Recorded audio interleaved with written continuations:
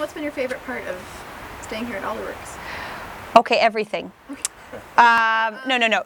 Look, I think that Alderworks is a very special place to come, and it's probably unlike any other writing retreat I've ever been to. For a couple of reasons. One is that the remote location really lets you get away from everything in the world, especially if I'm a working parent. You know, I've got 2 kids, I have a job, and I write usually in the morning between 5 in the morning and 8 in the morning before my kids get up.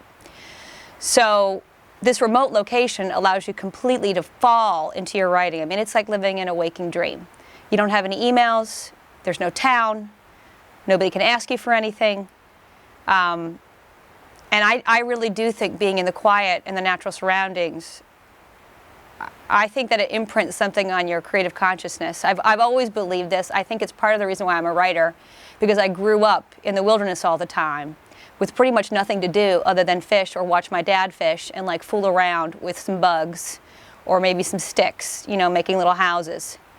And so I do think that makes your mind wander in this way.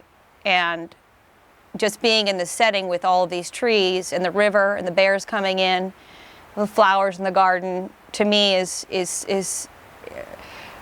puts me in this kind of calm, meditative state that's really letting me get to good work.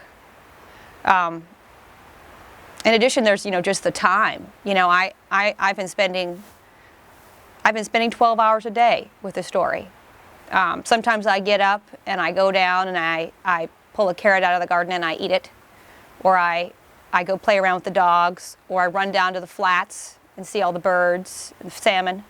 But those are like breaks in between long, extended, you know, really mesmerizing periods of work. I think it's the most productive I've ever been at any kind of retreat.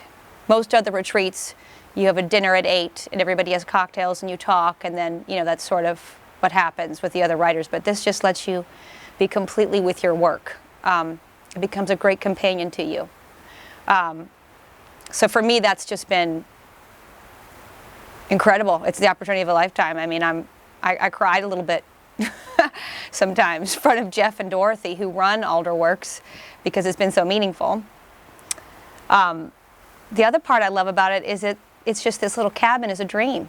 I mean, I have never been in a cabin like this. I've seen cabins like this, like big kind of exaggerated versions down in Montana and Wyoming, you know, where people make a cabin like this, but it's like 18 times bigger. But I've never actually gotten to live in a beautiful little cabin that wasn't sort of like half plywood and visqueen with like a big garbage pit out front burning, you know, and like a lot of snow machine parts lying around, some tarps.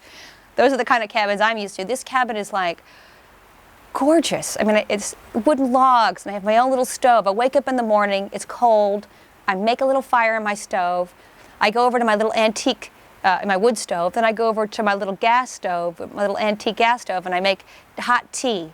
And then I go over and jump in my brass bed, and I sip my tea, and I write my stories, you know, for a couple of hours. Then I get out, and I go over to the beautiful little refrigerator, and I take out some smoked salmon, and then I plop down in one of these chairs, and I have lunch. You know, usually a dog will come over and sit with me. And then I go back in. I mean, it is so beautiful.